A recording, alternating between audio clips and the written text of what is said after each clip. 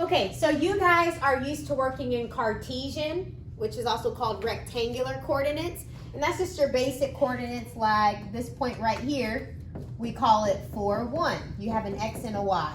So rectangular coordinates, also known as Cartesian coordinates, are just X, Y, what you're used to, okay?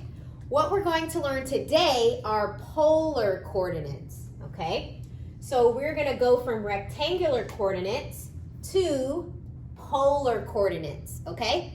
Now, polar coordinates is r comma theta. R stands for radius, and theta is your angle.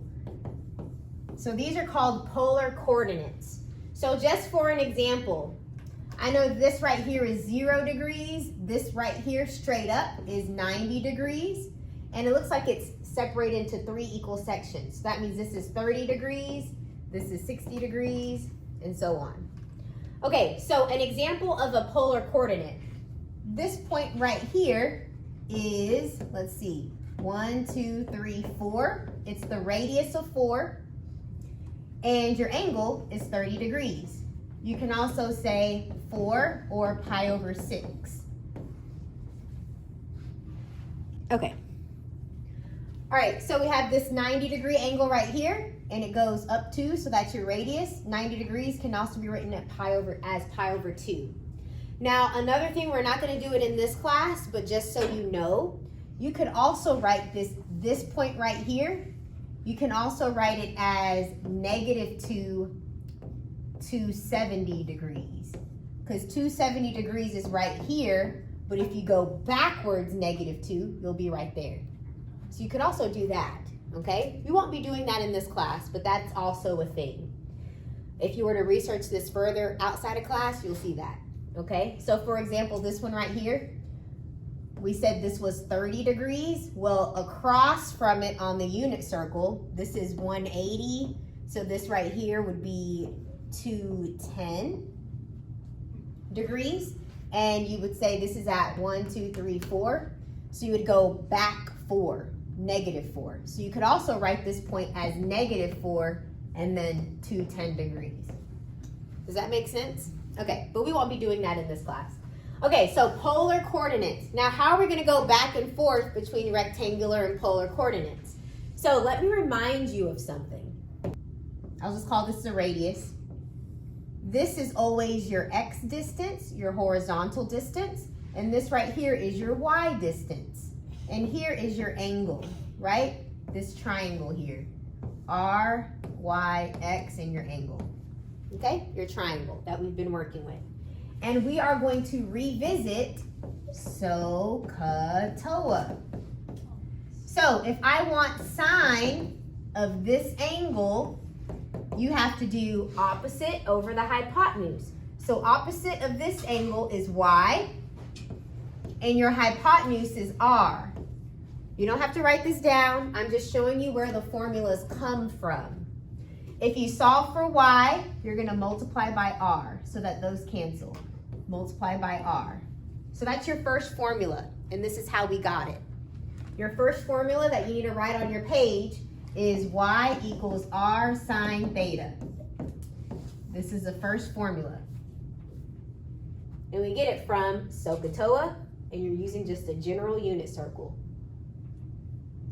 Okay, now let's use cosine here. Cosine is adjacent over hypotenuse. So this is the adjacent side, this is the hypotenuse. So cosine of the angle is x over r. And again, this is being divided by r, so the opposite is to multiply both sides by r. So this is your next equation. X is equal to r cosine theta. Please write that down on your paper. Those are 2 important formulas. The next formula is just Pythagorean Theorem. This is a right triangle. So I know that x squared plus y squared will give you the hypotenuse squared. But if I want to just get r, just square root both sides. So just write down this formula. R is equal to that. That's your next important formula. And I like putting the r first. Up to you, same thing. This is your next important formula.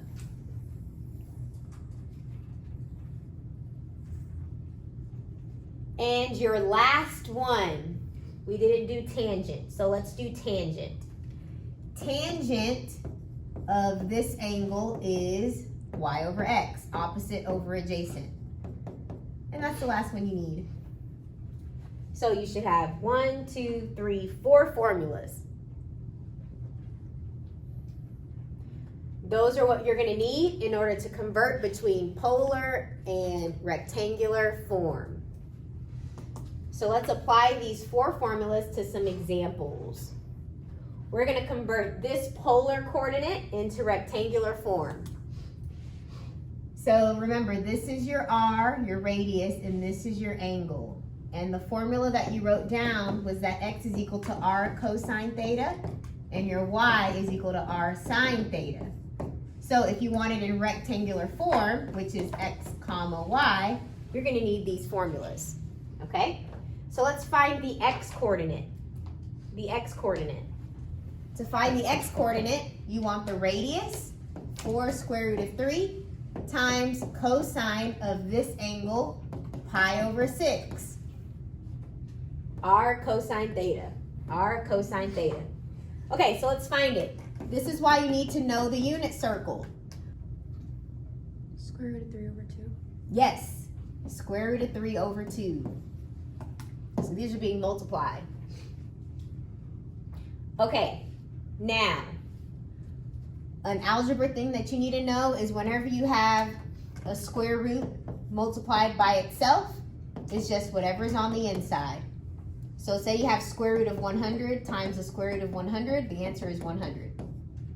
So here, you have square root of 3 times square root of 3, what is that equal to? 3. Just 3.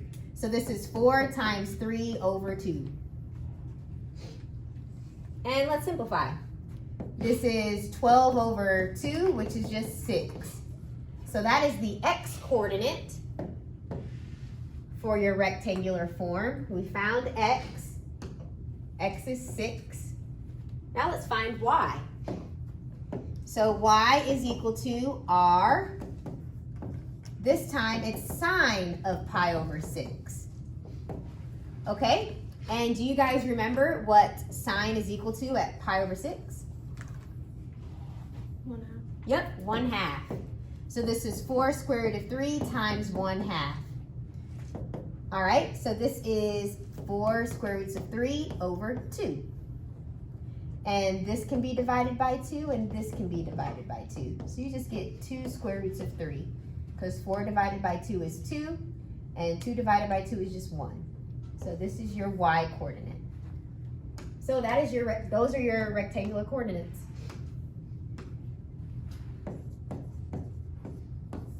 This is your rectangular form of that angle. We went from polar to rectangular using these formulas. We're going to go from rectangular coordinates to a polar coordinate. So we're going from negative square root of 3, negative 1, and we want to go from a radius, or we want to go to a radius and an angle. So these are the formulas you're going to need. You're going to need that your r is equal to x squared plus y squared, and you're also going to need this formula. To get that angle, you need y over x. And the reason why I chose tangent is because you have you have x and y. So we can use the tangent formula, okay?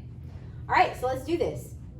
To get the radius, I need x squared, and this is x, so I'm gonna have negative square root of 3, and then I'm gonna square it, plus negative 1, and then I'm gonna square it.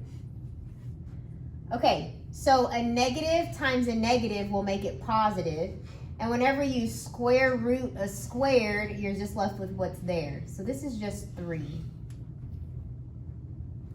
Negative 1 times another negative 1 will make this a positive 1. So you get the square root of 4, which is just 2. So I found my radius.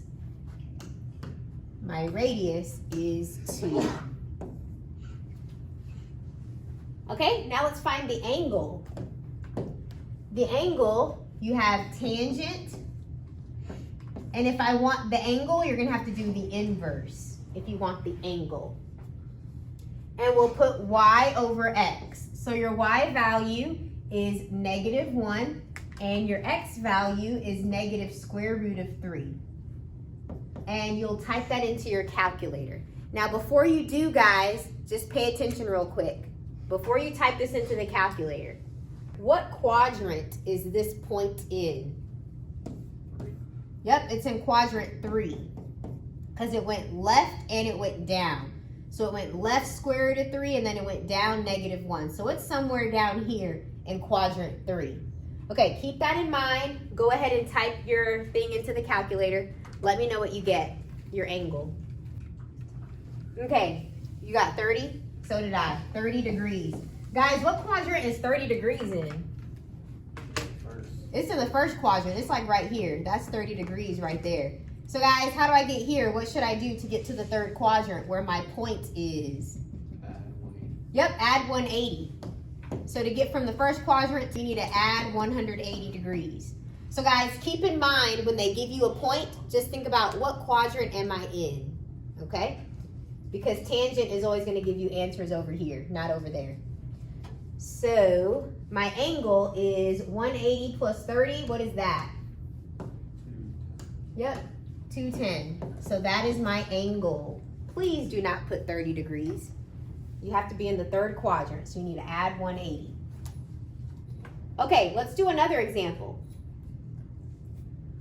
We're gonna go from the rectangular coordinate of -2, 0. I'm gonna write it bigger. And we wanna go to polar, where you need radius and a theta. Okay, so the formulas that we're gonna need, you're gonna need x squared plus y squared, take the square root, that will give you r.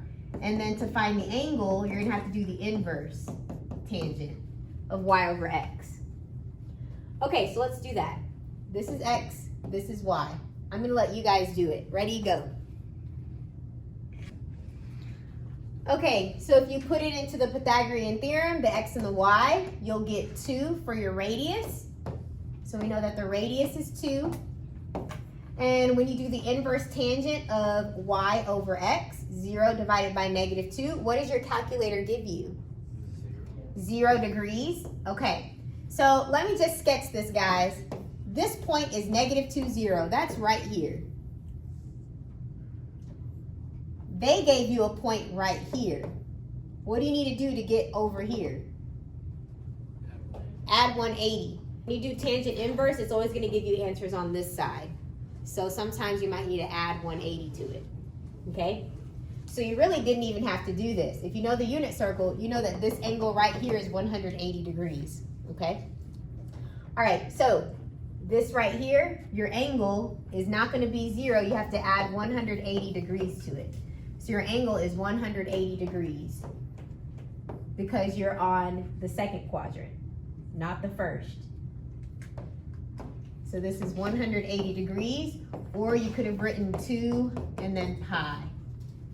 That is your answer in polar coordinates.